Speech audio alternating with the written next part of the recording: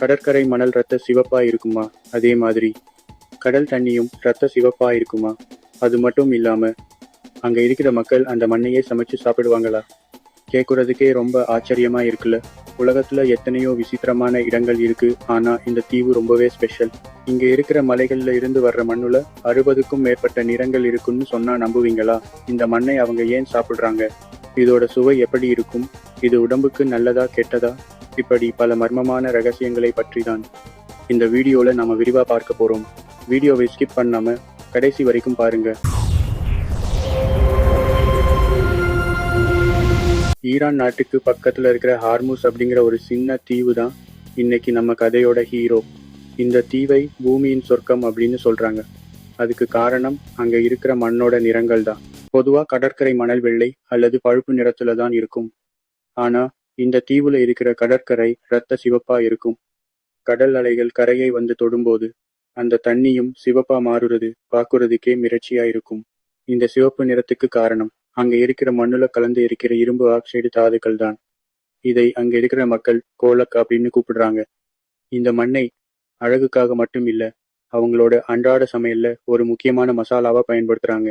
ஆமாங்க, உலகத்துல மண்ணையே மசாலாவா பயன்படுத்தி சமைச்சு சாப்பிடுற ஒரே மக்கள் இவங்க தான். இந்த மண்ணை அவங்க எப்படி பயன்படுத்துறாங்கன்னு பார்த்தோம்னா, முதல்ல அந்த சிவப்பான மண்ணை எடுத்து சுத்தப்படுத்தி அதுல இருக்கிற கல் மற்றும் தேவையில்லாத பொருட்களை நீக்குறாங்க. அப்புறம் அந்த மண்ணை தண்ணியில ஊற வச்சு தெளிஞ்சதுக்கு அப்புறம் கிடைக்கிற அந்த தடிமனான சாந்தை சமையலுக்கு பயன்படுத்துறாங்க. குறிப்பா அவங்க போடுற மீன் குழம்பு, ரொட்டி மற்றும் ஊறுகாய் வகைகள்ல இந்த மண்ணை கண்டிப்பா சேர்ப்பாங்க. இது அந்த உணவுக்கு ஒரு தனித்துவமான புளிப்பு சுவையையும் அடர் சிவப்பு நிறத்தையும் கொடுக்குது. இந்த தீவுல வெறும் சிவப்பு மணல் மட்டும் இல்ல, மஞ்சள், வெள்ளை, நீலம், பச்சைன்னு 60க்கும் மேற்பட்ட நிறங்கள்ல மண் கிடைக்குது. அதனாலதான் இந்த தீவை வானவில் தீவு அப்படின்னு கூப்பிடுறாங்க. இங்க இருக்கிற மலைகள்ல நடந்து போகும்போது நாம ஏதோ வேற கிரகத்துல இருக்கிற மாதிரி ஒரு உணர்வு கிடைக்கும். ஒவ்வொரு அடிக்கும் மண்ணோட நிறம் மாறிக்கிட்டே இருக்கும். இங்க இருக்கிற உப்பு மலைகளும் குகைகளும் இயற்கை செஞ்ச ஒரு பெரிய அதிசயம்னே சொல்லலாம். அங்க இருக்கிற மக்கள் இந்த மண்ணை சாப்பிடுறதுனால அவங்களுக்கு ஏதாவது பாதிப்பு வருமான்னு கேட்டா இது வரைக்கும் அப்படி எதுவும் பெருசா தெரியல. தலைமுறை தலைமுறையா அவங்க இதை ஒரு பாரம்பரிய உணவாதான் சாப்பிட்டு வர்றாங்க. இந்த மண்ணுல இருக்கிற தாதுக்கள் அவங்க உடம்புக்கு தேவையான சத்துக்களை கொடுக்குதுன்னு அவங்க நம்புறாங்க. வெளிநாட்டுல இருந்து வர்ற சுற்றுலா பயணிகள் கூட இந்த விசித்திரமான மண்ணை சுவைச்சு பார்க்காம போறது இல்ல. இந்த வீடியோவுல நாம இந்த தீவோட புவியியல் அமைப்பு, அங்க இருக்கிற மக்களோட கலாச்சாரம், அந்த மண்ணோட மருத்துவ குணங்கள் மற்றும் அங்க இருக்கிற விசித்திரமான உணவு முறைகளை பத்தி ரொம்ப விரிவா பேச போறோம். இயற்கை நமக்கு கொடுத்திருக்கிற இந்த மிகப்பெரிய பொக்கிஷத்தை பத்தி தெரிஞ்சுக்கும் போது நாம வாழ்கிற இந்த பூமி எவ்வளவு ஆச்சரியங்கள் நிறைந்ததுன்னு புரியும். இந்த வீடியோவோட எண்டுல இந்த தீவோட அழகை நீங்க கண்டிப்பா ரசிப்பீங்க. இந்த ஹார்முஸ் தீவோட மண்ணை பத்தி இன்னும் ஆழமா பார்த்தோம்னா, அங்க இருக்கிற மலைகள்ல இருந்து கிடைக்கிற சிவப்பு மண் வெறும் நிறத்துக்காக மட்டும் இல்ல, அதுல இருக்கிற இரும்பு சத்து ரொம்பவே அதிகம்னு சொல்லப்படுது. இந்த மண்ணை அங்க இருக்கிற மக்கள் சுராக் அப்படின்னு சொல்லப்படுற ஒரு விசித்திரமான சாஸ் அல்லது ஊறுகாய் செய்ய பயன்படுத்துறாங்க. மீன், எலுமிச்சை பழம், அப்புறம் இந்த சிவப்பு மண் எல்லாத்தையும் ஒன்னா கலந்து ஒரு குறிப்பிட்ட காலம் ஊற வச்சு அப்புறம் அதை சாப்பாட்டுல சேர்த்துக்கிறாங்க. இது அந்த ஊர் மக்களோட பாரம்பரிய அடையாளமாவே மாறிடுச்சு.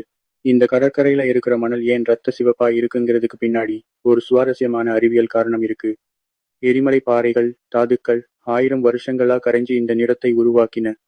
குறிப்பா ஹேமடைட்னு சொல்லப்படுற இரும்பு ஆக்சைடு தான் இந்த அடர் சிவப்பு நிறத்துக்கு முக்கிய காரணம். நீங்க அந்த கடற்கரையில நடந்து போனீங்கன்னா உங்க கால் தடங்கள் கூட ரத்த சிவப்பா பதியும். அந்த அளவுக்கு அந்த மண்ணுல இயற்கையான நிறமிகள் அதிகமா இருக்கு. இந்த தீவோட இன்னொரு விசித்திரமான விஷயம் என்னன்னா, இங்க இருக்கிற உப்பு மலைகள். இந்த மலைகள்ல இருக்கிற உப்பு பாறைகள் பல வண்ணங்கள்ல ஜொலிக்கும். சில இடங்கள்ல இந்த உப்பு குகைகளுக்குள்ள போனா நாம ஏதோ ஒரு கண்ணாடி மாளிகைக்குள்ள இருக்கிற மாதிரி ஒரு உணர்வு கிடைக்கும். இங்க இருக்கிற பள்ளத்தாக்குகளை மன்னன் பள்ளத்தாக்குகள் அப்படின்னு கூப்பிடுறாங்க. ஏன்னா அந்த இடத்துல சத்தமே கேட்காது, அவ்வளவு அமைதியா இருக்கும். அங்க இருக்கிற கற்கள் சத்தத்தை உள்வாங்கிக்கும்னு சொல்லப்படுது.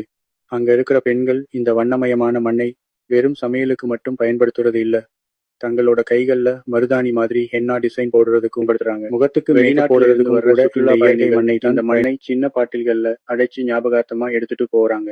ஆனா அங்க இருக்கிற இயற்கை வளத்தை பாதுகாக்கிறதுக்காக இப்போ நிறைய கட்டுப்பாடுகள் கொண்டு வந்திருக்காங்க. இந்த தீவுக்கு நீங்க போகணும்னு ஆசைப்படுறீங்களா? இல்ல அந்த மண்ணை ஒரு தடவையாவது ருசிச்சு பார்க்கணும்னு தோணுதா?